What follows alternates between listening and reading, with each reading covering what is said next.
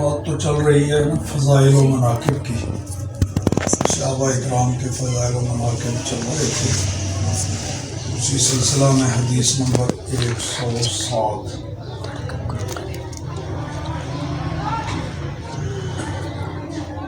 یا مولا کر، اس کے راوی ہیں سند میں جو آخری راوی ہوتا ہے نا سیابی ہوتا ہے، وہ سیابی جو ہیں عدی بن حاتم، یہ حاتم تائی کے بیٹے، حاتم کو تو ایمان نصیب نہیں ہوا تھا حاتم تائی کو، مگر اس کے بیٹے بڑے جلیل القدر سیابی ہوئے ہیں، حضرت عدی بن حاتم رضی اللہ تعالیٰ۔ وہ فرماتے ہیں کہ میں نبی پاک صلی اللہ تعالیٰ علیہ وآلہ وسلم کی بارگاہ میں بیٹھا ہوا تھا، اذ اتاہ رجل، ایک مرد آیا، آ کے نبی پاک کی بارگاہ میں اس نے شکایت کی، فاقہ کی، مفلسی کی، وہ بس کبھی کھانا ملتا ہے کبھی نہیں ملتا، بھوک ہے۔ ایک اور آیا تو اس نے شکایت کی ڈکیتی کی، یا رسول اللہ چور ڈاکو نہیں چھوڑتے ہیں، کہیں جدھر بھی جاتے ہیں راستے میں لوٹ لیا جاتا ہے۔ اب نبی پاک صلی اللہ تعالی علیہ وآلہ وسلم نے فرمایا، یا عدیو، جو پاس بیٹھے ہوئے تھے،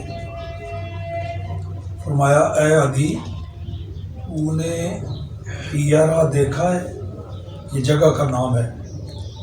میں نے عرض کی لم ارا، میں نے تو نہیں دیکھا۔ اللہ، البتہ اس کی خبر مجھے دی گئی ہے، اس کے بارے میں باتیں سنی ہیں، لیکن میں نے دیکھا نہیں۔ قالا، تو نبی پاک نے فرمایا سن پھر، اگر تیری زندگی لمبی ہوئی تو تو دیکھے گا کوئی کجاوا نشین خاتون، وہ سفر کرے گی حیارہ سے، مکہ پہنچے گی اور پھر کعبے کا طواف کرے گی،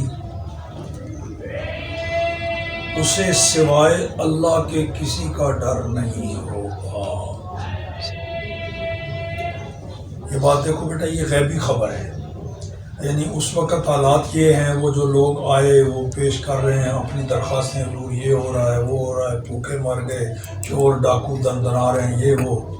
تو نبی پاک نے آنے والے حالات کی خبر دی کہ ایک زمانہ ایسا آئے گا، وہ حیرہ سے سینکڑوں میل دور سے اکیلی خاتون اونٹ پر سوار ہو کے مکہ آئے گی، حج کرے گی، عمرہ کرے گی، طواف کرے گی، یہ فکر ہوگی سوائے اللہ کے کوئی ڈر نہیں ہوگا، یعنی نہ اس وقت چور، نہ ڈاکو، نہ بدماش، نہ یہ وہ، حالات بہتر ہو جائیں گے۔ اللہ اکبر۔ قل تو عدی بن حاتم کہتے ہیں میں نے اپنے دل میں کہا، فَأَيْنَ دُعَارُ الطَّيِّبِ، خود فرما رہے ہیں ایسا ہوگا، ایک خاتون اکیلی سفر کرے گی، تو یہ ہمارے قبیلے کے تئی کے جو ڈاکو ہیں جنہوں نے شہروں میں آگ لگائی ہوئی ہے، یہ اس وقت کہاں چلے جائیں گے؟ اس وقت یہ مر جائیں گے یا امن ہو جائے گا؟ کیا ہوگا؟ وَلَئِن طَالَتْ، اور دوسری بات رسول اللہ نے یہ فرمائی، اگر تیری زندگی لمبی ہوئی تو انشاءاللہ ضرور تم فتح کرو گے کسریٰ بادشاہ کے خزانے، تم کسریٰ پر، فارس پر قابض ہو جاؤ گے۔ تو میں نے عرض کی کسریٰ بن ہرمز، حضور اس کسریٰ بادشاہ کی بات کر رہے ہو؟ کسریٰ بن ہرمز؟ فرمایا ہاں، کسریٰ بن ہرمز کی بات کر رہا ہوں۔ یعنی اس وقت یہ باتیں ایسی تھی نا کہ آپ اپنا گھر بار چھوڑ کے رسول اللہ کو مجبوراً صحابہ کو جانا پڑا، کمزوری، لوگ ظلم کر رہے ہیں، یہ وہ۔ اس وقت حضور کا یہ فرمانا کہ فلاں فلاں بادشاہ، ان کا تم تختہ الٹ دو گے، وہاں اسلامی جھنڈا لگ جائے گا، ان کے خزانے تمہارے ہاتھ لگ گئے ہیں، تو وہ اس واسطے یہ بات ہوئی۔ اچھا جی، وَلَئِن طَالَتْ، تیسری بات حضور نے فرمائی، اگر تیری زندگی لمبی ہوئی تو تو دیکھے گا کوئی شخص ایک چلو بھر سونا یا چاندی وہ لے کے ڈھونڈے گا کوئی لینے والا، کوئی قبول کرنے والا، کوئی صدقہ خیرات لینے والا، فلا یجد احدا یقبل منہ، لینے والا کوئی نہیں ہوگا، ایسے خوشحال لوگ ہو جائیں گے۔ اللہ،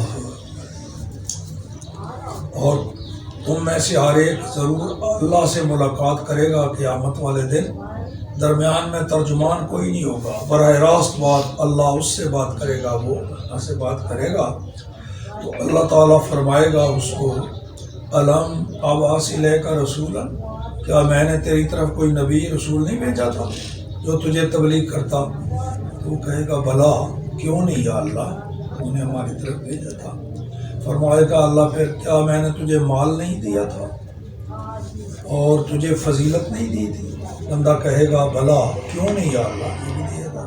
پھر وہ بندہ اپنے دائیں طرف دیکھے گا تو سوائے جہنم کے اس کو کچھ نہیں نظر آئے گا، بائیں سائڈ پر دیکھے گا تو فلا یرا الا جہنم، پھر بھی جہنم ہی نظر آئے گا۔ تو یہ بات رسول اللہ نے فرمائی۔ تو عدی بن حاتم کہتے ہیں میں نے یہ بھی سنا کہ نبی پاک صلی اللہ علیہ وسلم فرما رہے تھے اتقوا النار، جہنم کی آگ سے بچو، ولو بشقۃ تمرۃ، اگرچہ آدھا چوارا ہی دے کے بچ سکتے ہو۔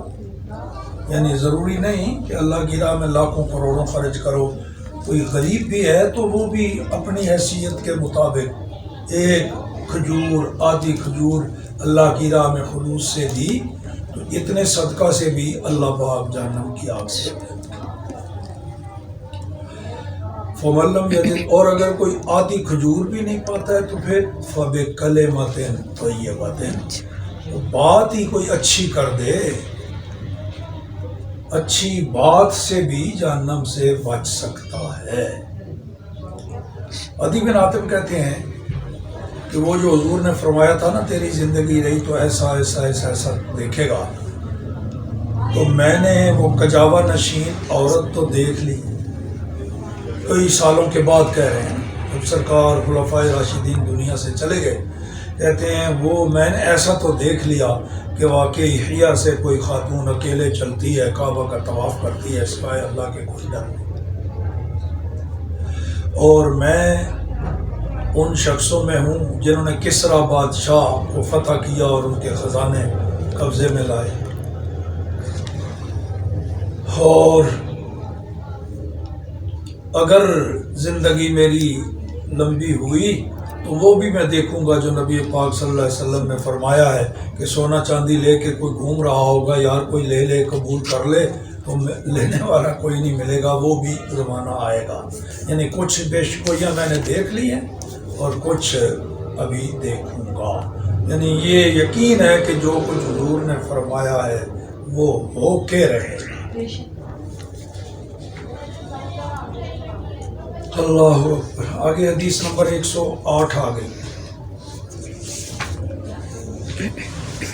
اس کو روایت کر رہے ہیں حضرت عقبہ بن عامر، صحابی ہیں۔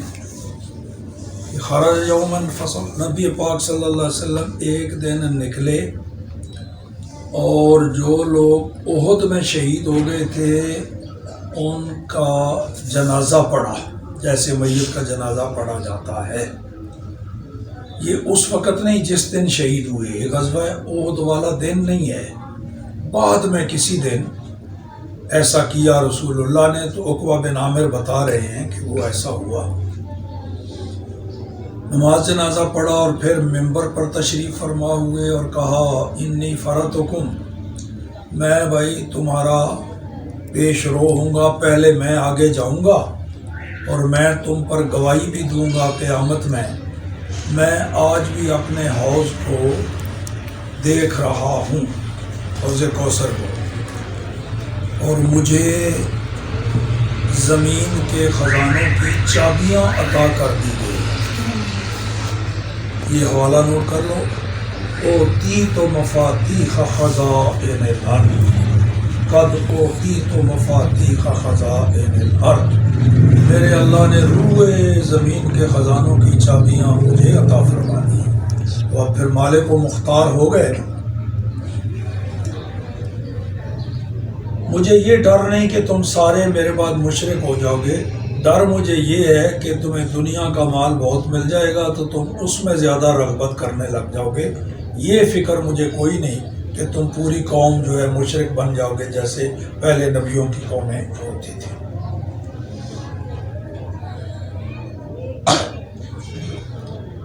حدیث نمبر 109 میں حضرت اسامہ رضی اللہ تعالیٰ عنہ، حضرت اسامہ کی پہچان تو بتا دی نا آپ کو. ان کو رسول اللہ کا پوتا کہا جاتا تھا کیونکہ یہ بیٹے ہیں حضرت زید بن حارثہ کے، جو نبی پاک کے غلام تھے. پھر حضور نے ان کو آزاد کر کے اپنا بیٹا بنا لیا تھا. تو پھر ان کا نکاح بھی حضرت ام ایمن کے ساتھ رسول اللہ نے کیا تھا، زید بن حارثہ کا. تو اس سے یہ بیٹے پیدا ہوئے حضرت اسامہ بن زید. تو ان سے بھی حضور اسی طرح محبت فرماتے تھے اور صحابہ اکرام ان کو رسول اللہ کا پوتا کہا کرتے تھے. تو وہ روایت کر رہے ہیں کہ ایک دفعہ نبی پاک صلی اللہ تعالیٰ علیہ وآلہ وسلم مدینہ منورہ کے وہ ٹیلوں میں سے کسی ٹیلے کے اوپر کھڑا ہوئے تو یا کسی محل کے اوپر کسی مکان کی چھت پہ کھڑے ہوئے تو یہ کہا حل ترون ما ارا، جو کچھ میں دیکھتا ہوں کیا تم بھی دیکھتے ہو؟ میں تو دیکھ رہا ہوں فتنے نازل ہو رہے ہیں تمہارے گھروں کے درمیان جیسے بارش کے قطرے نازل ہوتے ہیں. یعنی پیشن گوئی کر دی ایک زمانہ آئے گا جس طرح اب امن ہے اس طرح نہیں رہے گا، فتنے ہی فتنے. تو وہ جناب فاروق اعظم کی شہادت کے بعد شروع ہو گئے تھے. پھر حضرت عثمان غنی کے دور میں بھی ان کو بھی شہید کیا گیا، پھر مولا علی کو بھی شہید کیا گیا، پھر اس کے بعد کربلا کا واقعہ، یہ وہ سارے تو حضور نے پہلے سے اطلاع دے دی تھی. حدیث نمبر 110.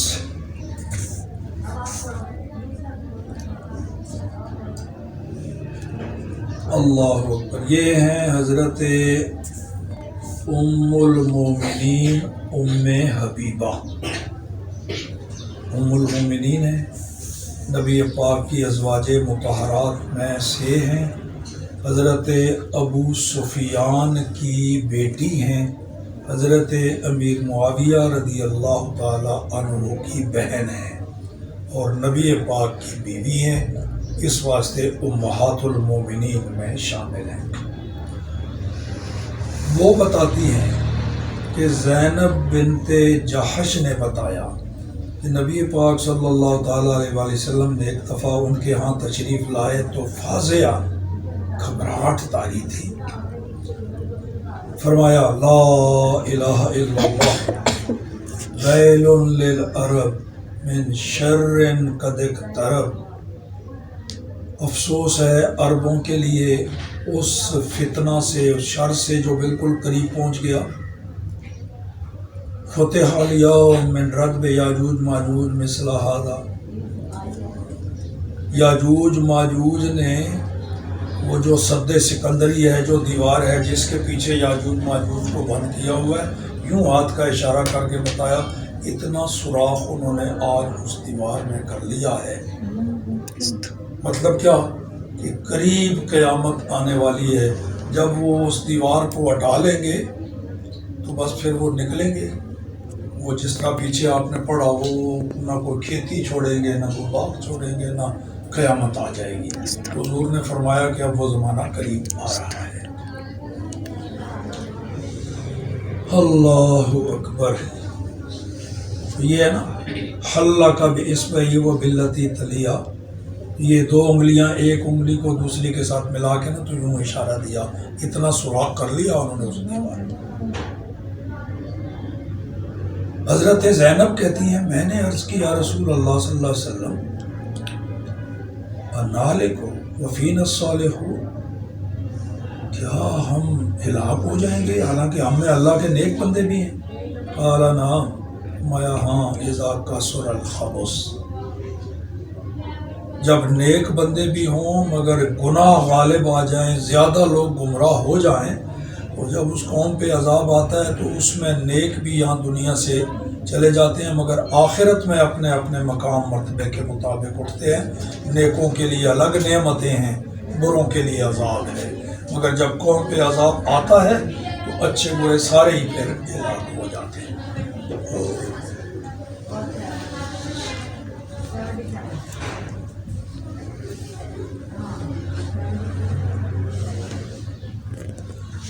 اچھا، اسی حدیث کا بیٹا وہ آخری سطر، عن الزہری حدثنی، امام زہری فرماتے ہیں کہ مجھے ہند بنت حارث نے بتایا کہ ام سلمہ نے یہ بات بتائی کہ نبی پاک ایک دفعہ سو کے بیدار ہو کے اٹھے تو کہا سبحان اللہ ماذا انزل من الخزائن وماذا انزل من الفتن، سبحان اللہ، کتنے خزانے اللہ کے نازل ہوئے، کتنے فتنے نازل ہوئے، یہ آنے والے مستقبل کے بارے میں رسول اللہ نے یہ خبر دی۔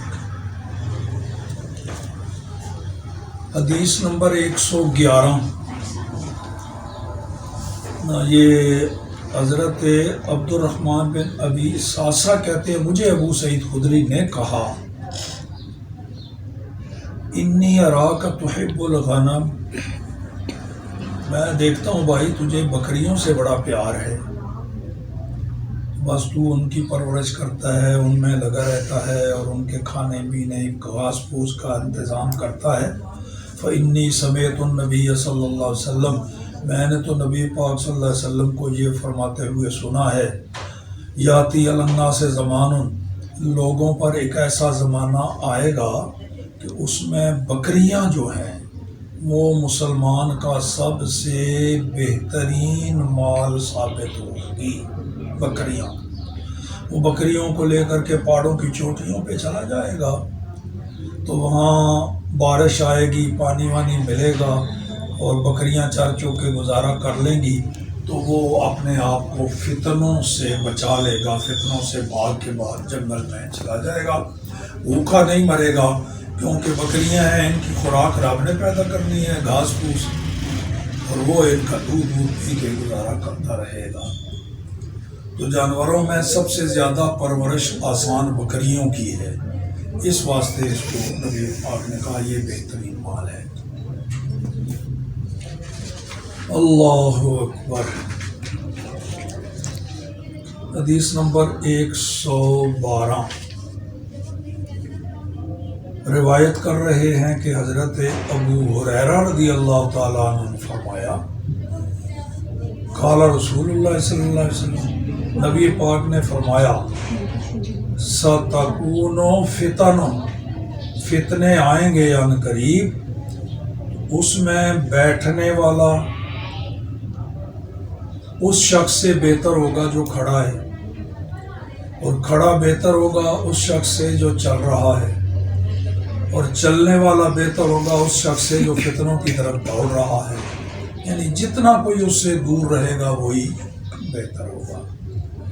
وَمَن يُشْرِفْ اللَّهُ، اور جس نے ان فتنوں کو جھانک کے دیکھا، ذرا بھی رغبت کی، تو بس پھر نہ کوئی اس کو ٹھکانہ ملے گا، نہ کوئی پناہ گاہ ملے گی، فتنوں میں پھنس جائے گا۔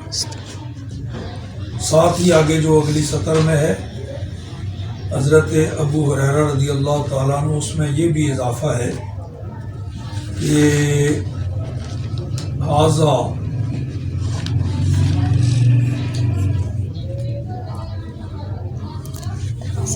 جس کی ایک نماز عصر فوت ہو گئی، اتنا نقصان اس نے اٹھایا گویا کہ اس کا آل و عیال اور سارا گھر بار برباد ہو گیا، اتنا بڑا نقصان ہے جان بوجھ کر کے ایک نماز چھوڑ دی۔ اللہ اکبر۔ حدیث نمبر 113 دیکھو جی، یہ ہیں حضرت عبداللہ ابن مسعود رضی اللہ تعالیٰ عنہ روایت کرتے ہیں، نبی پاک صلی اللہ علیہ وسلم نے فرمایا سَتَكُونُ عَثْرَةٌ وَأُمُورٌ، نئے نئے امور احکام تمہارے سامنے آئیں گے، فتنے آئیں گے، تو عرض کی صحابہ نے یا رسول اللہ پھر ہمیں اس کے بارے میں آپ کیا حکم دیتے ہیں؟ فرمایا تم اپنا حق ادا کرتے رہنا جو تمہارے ذمہ فرض ہے، اور جو کچھ تمہارا حق ہے وہ اللہ سے مانگتے رہنا، اپنے حق کی ادائیگی میں کوتاہی نہیں کرنی، اور حق کی وصولی کا سوال اپنے رب سے کرتے رہنا ہے۔ اگلی حدیث کے راوی ہیں حضرت ابو ہریرہ رضی اللہ تعالی عنہ، فرماتے ہیں رسول اللہ صلی اللہ تعالی علیہ وآلہ وسلم نے فرمایا لوگوں کو یہ قبیلہ جو ہے نا یہ ہلاک کرے گا، قریش کا یہ قالوا فما تأمرنا، حضور ہمیں پھر کیا حکم ہے جب یہ قبیلہ اس اتر آئے گا؟ تو فرمایا لوگ اس سے الگ رہیں، جدا رہیں تو فائدے میں رہیں گے۔ یہ ہے اشارہ وہ یزید کی بربادی اور ہلاکت کے بارے میں کہ ایک ایسا بھی قبیلہ انہی میں سے آئے گا میری امت میں، چھوکرے، نوجوان، کھلنڈرے، بے وقوف، وہ سارے اس کا جھوٹ لیا، سارا یزید کا اس کے ساتھیوں کو بتایا، تو یہ میری امت کے بزرگوں کو شہید کریں گے۔ تو ایسے ہی ہوا۔ اللہ اکبر۔ یہ بات بیان کی حضرت ابو ہریرہ نے مروان کو سنائی، تو مروان بھی اسی ٹیم کا تھا۔ اس نے کہا یہ فرمایا حضور نے؟ ابو ہریرہ نے کہا چپ کر رہے، اگر تو چاہتا ہے تو میں نام بھی بتا سکتا ہوں جن جن کے۔ اللہ اکبر۔ حدیث نمبر 116، یہ حضرت حذیفہ بن یمان رضی اللہ تعالیٰ عنہ، ان کا پیچھے بتایا تھا، یہ فرماتے ہیں لوگ اچھی خبریں رسول اللہ سے سنتے تھے، میں فتنوں کے بارے میں زیادہ پوچھا کرتا تھا نبی پاک سے تاکہ فتنوں کے بارے میں مجھے علم ہو جائے اور ان سے بچنے کی میں تدبیریں کروں۔ تو یہی وجہ ہے کہ حضرت حذیفہ بن یمان کو فتنوں کے بارے میں بہت زیادہ حدیثیں یاد تھی، منافقوں کے بارے میں حضور سے سنتے رہتے تھے نا، تو بڑی پہچان تھی ان کو منافق کی۔ جب امیر المومنین جناب فاروق اعظم رضی اللہ تعالیٰ عنہ بنے تو کسی کا جنازہ پڑھاتے تو پوچھتے تھے حذیفہ آیا ہے جنازے میں؟ اگر آیا ہے تو ٹھیک ہے، نہیں آیا تو پھر رک جاتے تھے کہ ہو سکتا ہے یہ مرنے والا منافق نہ ہو، کیونکہ حذیفہ کو پہچان تھی۔ یہ راوی ہیں اس حدیث کے، یہ ان کا مختصر سا تعارف کرایا ہے، حدیث ہے یہ۔ اللہ اکبر۔ فرماتے ہیں لوگ رسول اللہ صلی اللہ علیہ وسلم، اچھا یہ حدیث میں بھی یہی آ گیا کہ رسول اللہ صلی اللہ تعالیٰ علیہ وسلم سے خیر کے بارے میں پوچھا کرتے تھے، وَكُنْتُ أَسْأَلُ عَنِ الشَّرِّ، اور میں شر کے بارے میں سوال کیا کرتا تھا، مخافہ، اس بات کے خوف سے کہ وہ شر یا وہ فتنے کہیں مجھے نہ پا لیں۔ تو میں نے ایک دفعہ عرض کیا رسول اللہ صلی اللہ علیہ وسلم ہم جاہلیت میں تھے اور شر میں تھے، اللہ نے ہمیں خیر عطا فرمائی، کیا اس خیر کے بعد پھر بھی شر آئے گا؟ قال نعم، رسول اللہ نے فرمایا ہاں۔ پھر میں نے عرض کی کیا اس شر کے بعد پھر خیر آئے گا؟ حضور نے فرمایا ہاں، اس میں پھر خیر آئے گا، لیکن اس میں بھی فی دخن، شر کی اس میں ملاوٹ، کچھ نہ کچھ دھندلا سا دھند ضرور ہوگی۔ میں نے کہا حضور وہ دھند کیسی ہے؟ فرمایا وہ قوم جو میرے بعد ایسے ایسے حالات اور سیرتیں اپنائیں گی کہ آپ ان میں سے کچھ کو پہچانیں گے، کچھ کو نہیں پہچانیں گے۔ پھر میں نے عرض کی حضور پھر اس خیر کے بعد پھر بھی شر آئے گا؟ فرمایا ہاں، ایسے لوگ آئیں گے جو تمہیں جہنم کی طرف بلائیں گے، جو ان کی بات مان لے گا وہ گیا جہنم میں داخل ہو جائے گا، یعنی مجرم، پاپی، گناہ گار، خود بھی گمراہ ہوں گے، دوسروں کو بھی آج کل فتنے دیکھو نا قسم قسم کے، تو میں نے عرض کی یا رسول اللہ صفہم لنا، حضور وہ جو ہوں گے ایسے بدماش جو لوگوں کو جہنم کی طرف بلائیں گے اور عمدہ لباس پہنے ہوں گے، مولوی بن کے، پیر بن کے، حضور ذرا ہمیں ان کا تھوڑا بہت تعارف تو کرا دیجئے تاکہ ان سے بچ سکیں، حلیہ بیان کر دیجئے۔ فقال ہم من جلدتنا، نبی پاک نے فرمایا وہ بظاہر دیکھنے میں ہماری طرح کے ہی ہوں گے اور باتیں بھی بڑی کریں گے ہماری بولی میں، لیکن اندر سے میلے ہوں گے۔ میں نے عرض کی حضور پھر ہمیں کیا حکم دیتے ہیں آپ، اگر ہمیں وہ زمانہ مل جائے ہم اس میں؟ تو نبی پاک نے فرمایا تلزم جماعت المسلمین و امامہم، تم جو مسلمانوں کی جماعت ہے، یعنی بڑی جماعت مسلمانوں کی، اس کے ساتھ منسلک ہو جاؤ اور مسلمانوں کے امام کی پیروی کرو، چھوٹے چھوٹے فرقوں میں نہ جانا۔ فَإِن لَّمْ يَكُن لَّهُ جَمَاعَةٌ، اور اگر ایسی کوئی جماعت ہو ہی نہ اور نہ ان کا کوئی سربراہ امام ہو، پھر فرمایا پھر فَاعْتَزِلْ تِلْكَ الْفِرَقَ كُلَّهَا، پھر ان لوگوں میں رہو ہی نہیں، سارے فرقوں سے اپنے آپ کو الگ تلگ کر کے رہو، اگرچہ تمہیں درختوں کی جڑیں اور پتے کھانے کیوں نہ پڑ جائیں، پھر ایسے رہو حتیٰ کہ تمہیں موت آ جائے۔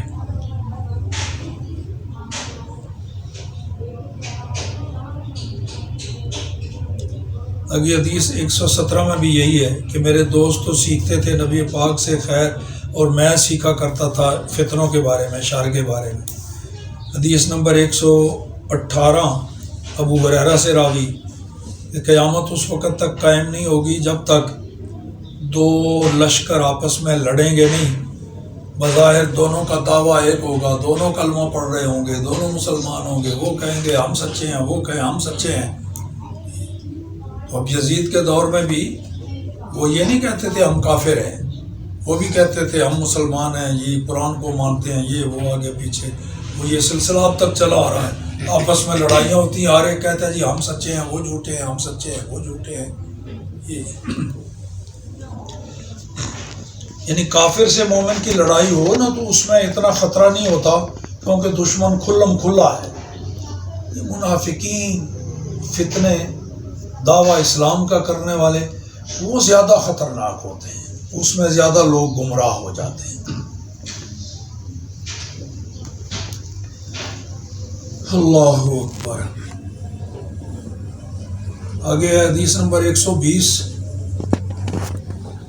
حضرت ابو سعید خدری رضی اللہ تعالی، اچھا یہ اس کا رہتا ہے حصہ، نبی پاک صلی اللہ علیہ وسلم نے فرمایا لا تقوم الساعة حتى يبعث الدجالون كذابون قریب من 30 كلهم يزعم انه رسول اللہ۔ یہ حدیث نمبر 119 کی آخری۔ حضور فرماتے ہیں قیامت اس وقت تک نہیں آئے گی جب تک پورے 40 دجال کذاب نہ آ جائیں، ہر ایک ان میں سے نبی ہونے کا دعویٰ کرے گا۔ تو ان میں سے کئی آ چکے ہیں، مرزا غلام احمد قادیانی تک کافی سارے بھگت گئے، وہ تھوڑے جو تعداد رہتی ہے وہ بھی قیامت سے پہلے پہلے نبوت کے دعویٰ کرنے والے۔ اللہ، تو اگلی حدیث 120، یہ بھی اس میں بھی ذرا خیال رکھنا، بڑا خاص ایک رسول اللہ نے کچھ چوروں کا تعارف کرایا ہے، عقیدے کے چوروں کا، جیسی نشانیاں حضور نے بتا دی ہیں اب تک وہی ان میں نظر آتی ہیں۔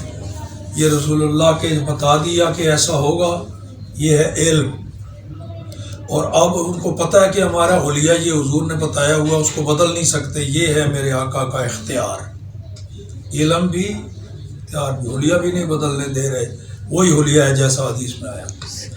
دیکھیے اللہ اکبر، حضرت ابو سعید خدری رضی اللہ تعالیٰ عنہ فرماتے ہیں کہ ہم رسول اللہ صلی اللہ علیہ وسلم کے پاس بیٹھے ہوئے تھے اور نبی پاک صلی اللہ علیہ وسلم کچھ تقسیم فرما رہے تھے۔ فتح ذو الخویسرہ، وہ ایک شخص ذو الخویسرہ آیا، وہ بنی تمیم کا ایک شخص تھا، آ کے کہنے لگا اے دل یا محمد، نبی پاک کو تبلیغ کرنے لگ گیا ہے، اے دل یا محمد، اے محمد عدل کرو، دیکھا ہوگا آپ نے کئی روک کے کلمہ پڑھو، گھر میں روک کے مسجد میں کلمہ پڑھو، وہی کلمہ پڑھاؤ کافروں کو، جا کے مسلمانوں کو کلمہ پڑھو. یہ جو تبلیغی جماعت والے ہیں وہ رسول اللہ کو تبلیغ کر رہا ہے. اے دل یا اللہ عدل کرو. نبی پاک صلی اللہ تعالیٰ علیہ وآلہ وسلم نے ارشاد فرمایا ویلک ومن یعدل اذا لم اعدل، ہلاکت ہے تیرے لیے، میں انصاف نہیں کروں گا تو پھر کون انصاف کرے گا؟ اگر میں نے انصاف نہ کیا تو یہ ساری قوم برباد ہو جائے گی، تو بھی برباد ہو جائے گا. یہ اس نے جب بات کہی تو فقال عمر، فاروق اعظم رضی اللہ تعالی عنہ نے عرض کی یا رسول اللہ صلی اللہ علیہ وسلم اذن لی فیہ فاضرب عنقہ، پوری اجازت دیں میں اس کی گردن اڑا دوں.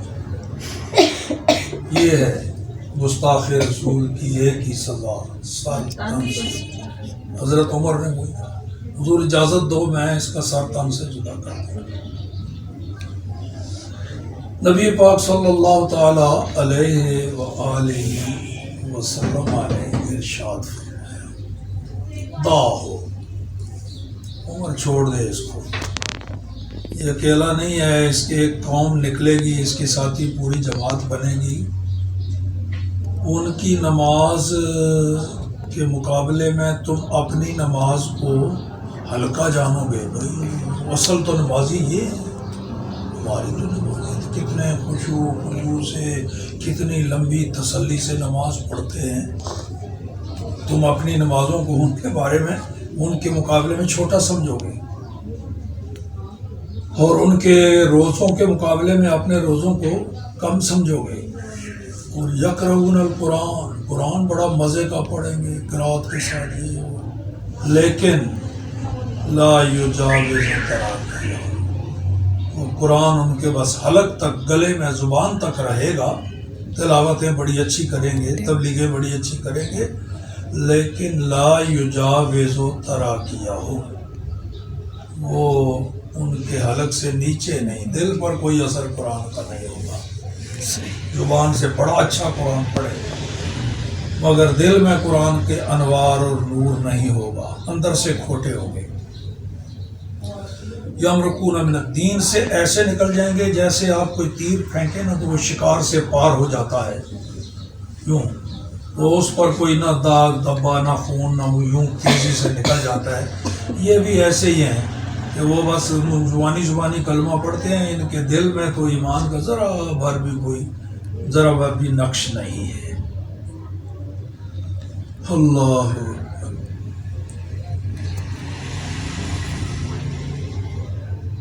بس آخر تک یہی ہے.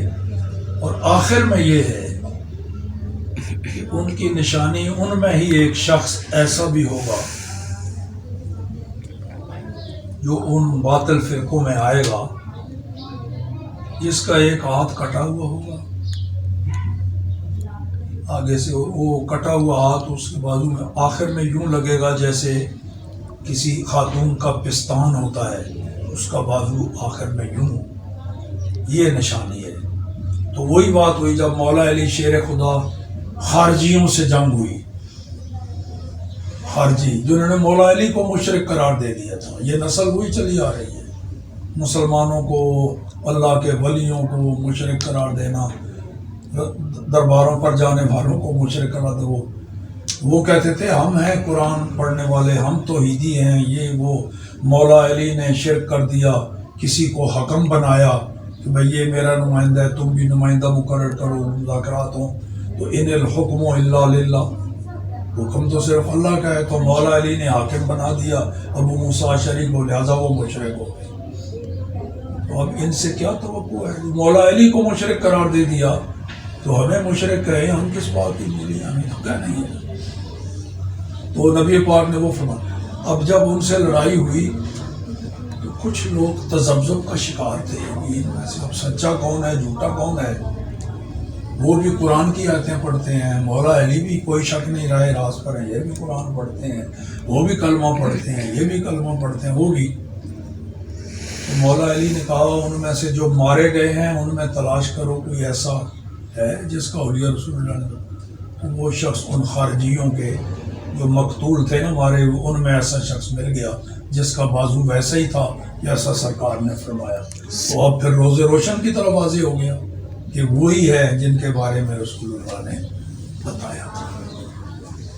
تو یہ اس حدیث میں آخر تک جو مفہوم ہے وہ میں نے بتا دیا آپ کو.